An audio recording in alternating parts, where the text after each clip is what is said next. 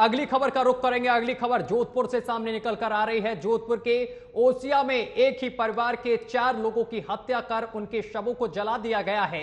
यहां तक कि हत्यारों ने परिवार की 6 महीने की मासूम को भी नहीं छोड़ा है। घटना की वजह आपसी रंजिश बताई जा रही है। आज सुबह चारों के शव घर के आंगन में जले हुए मिले हैं। घटना जोधपुर के ग्रामीण के ओशिया तहसील के चौराया गांव की बताई जा रही है। घटना की सूचना मिलने पर जोधपुर जिला कलेक्ट्रेट हिमांशु गुप्ता और जोधपुर ग्रामीण पुलिस अधीक्षक धर्मेंद्र सिंह भी मौके पर पहुंचे हैं और मौके का मुआयना किया है। इस सामूहिक हत्याकांड की जोधपुर ग्रामीण पुलिस हर एंगल से तफ्तीश कर रही है। वहीं पुलिस का मानना है कि परिवार के लोग घर के बाहर सो रहे थे और इसी दौरान धारदार हथियार से उनका गला रेतकर हत्या कर दी गई। इसके बाद सभी को घसीटते हुए घर के आंगन में लाकर उनको आग लगा दिया गया, जिससे कि 4 लोगों की मौत हो गई है। ये बड़ी खबर इस वक्त की हम आपको बता रहे हैं जोधपुर से, जहां पर 4 लोगों की हत्या कर दी गई है। बताया जा रहा है कि आपसी रंजिश को लेकर इस घटना को अंजाम दिया गया है। फिलहाल पुलिस हर एंगल से इस पूरे मामले की तफ्तीश कर रही है।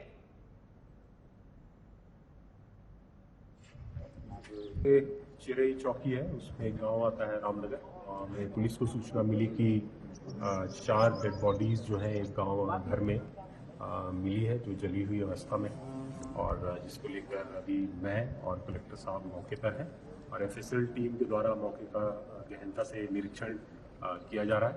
और परिवारजन से अभी हमने एफआईआर प्राप्त कर लिया है और उसमें अग्रिम अनुसंधान अब हम लोग इस पर बहुत ही गहनता से सारे तकनीकी और हर तरह का साक्ष्य लेकर इसमें हम लोग अनुसंधान करेंगे। अभी आपसी रंजिश बताई जा रही है, जैसी अभी बात आई है, अभी कुछ कहना बहुत जल्दबाजी होगा, बट हाँ इस तरह की बात अभी आई है, उस पर हम लोग अभी अनुसंधान करेंगे डिटेल से। सर, आपकी नज़र से ये मामला क्या लगता है? अभी तो प्रथम दृष्टया जो मौके को देखकर लग रहा है कि हत्या हुआ है और उसके बाद फिर जलाने का प्रयास हुआ है। बाकी एफएसएल की टीम जो रिपोर्ट देगी और पोस्टमार्टम जो रिपोर्ट आएगा उसी के आधार पर हम लोग पूरी स्टोरी बता पाएंगे आपको। और जोधपुर की घटना को लेकर बीजेपी अशोक गहलोत सरकार पर हमलावर हो गई है। राज्य बीजेपी इकाई ने राज्य में कानून व्यवस्था की स्थिति पर सवाल उठाए हैं।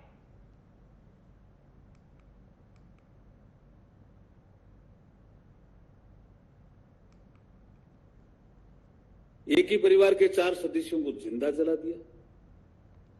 ये कानून व्यवस्था जो बिगड़ी है उसकी हम एक आपको लंबी लिस्ट भी देंगे और दे सकते हैं। जब से ये सरकार आई है, गहलोत जी के नेतृत्व में कांग्रेस की सरकार राजस्थान में, लेकिन ये मैं अगर इसका एनालिसिस करूं एज ए लॉ मिनिस्टर, तो मैं पाता हूं कि इसके पीछे सबसे बड़ा कारण श्रीमान अशोक गहलोत स्वयं है।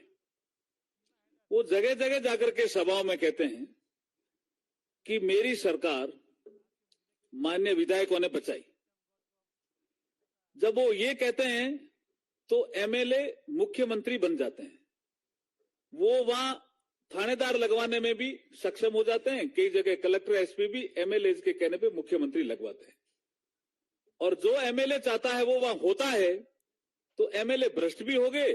कानून व्यवस्था जब बिगड़ती है, कोई थानेदार हटता नहीं है, कोई तहसीलदार का ट्रांसफर नहीं होता है, तो ये जैसे आज ओसिया में आपको रूप देखने को मिला, ऐसी घटनाओं का पुनरावृत्ति होती है।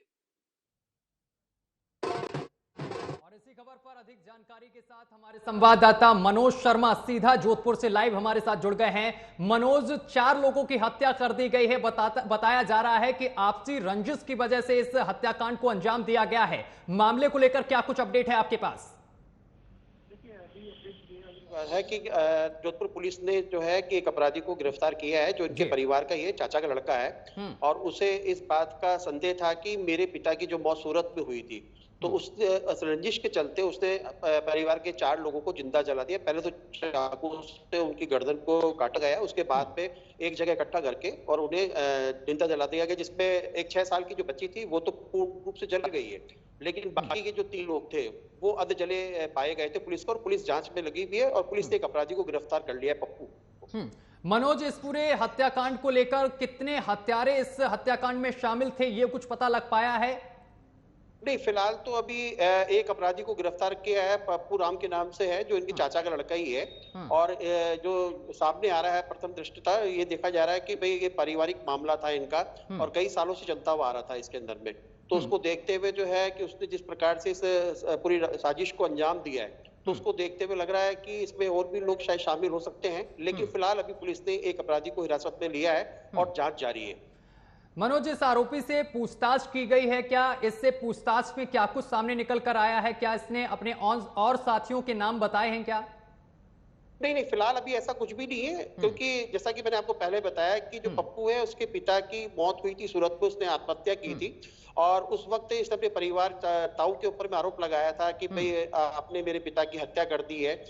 तो उनके चाचा ने कहा था गुस्से में आके कि हाँ भाई मैंने हत्या की है, तो बार बार मेरे पे आरोप लगा रहा है। तो उसको देखते हुए जैसे ही इसे मौका लगा तो इसने जो इस घटनाक्रम को अंजाम दिया। जैसा कि मैंने आपको बताया कि 3 लोगों को तो गला रेत के हत्या की, और जो 6 साल की बच्ची थी, मासूम बच्ची थी, वो पूरी जल चुकी थी। और सुबह 5 बजे ग्रामीणों को पता पड़ा कि इस तरह का हत्याकांड हुआ है और अभी तक फिलहाल पप्पू राम ही गिरफ्तार हुआ है, जो मेन मुख्य आरोपी है इसमें।